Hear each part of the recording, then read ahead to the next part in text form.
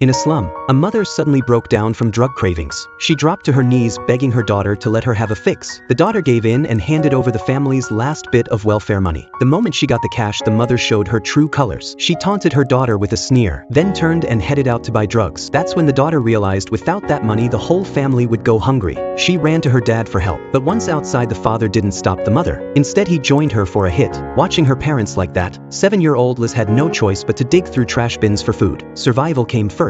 The next day her older sister was still scolding her for losing the money, when suddenly police officers knocked on the door. They grabbed the mother without a word and hit her with a sedative. Turns out the father had secretly called the rehab center, just so he could party without her. And now he sat calmly on the couch reading a book like nothing had happened. With the sedative kicking in, the mother was strapped into a wheelchair, her body still trembling. The staff didn't comfort the girls. Instead they scolded Liz for skipping school, and even threatened to send both girls to a shelter if she didn't go back. But Liz didn't respond. What she cared about was her mom, who was about to be taken away. She watched helplessly as her mother struggled in pain. The only thing she could do was return to class and wait, hoping her mom would come back safe. But the moment she stepped into the classroom, her classmates backed away in disgust. Her clothes were filthy and torn. Her head was full of lice. Even her underwear hadn't been changed in days. The smell was so strong it made everyone squint. To avoid being mocked, Liz only showed up occasionally just to keep the teachers off her back, counting the days until break started. But on the day school finally let out, they scheduled final exams. The teacher worried her stench would distract the others, so he used her attendance record as an excuse to kick her out. But to everyone's surprise, Liz said the test was actually really easy. The teacher didn't argue, but when the results came back,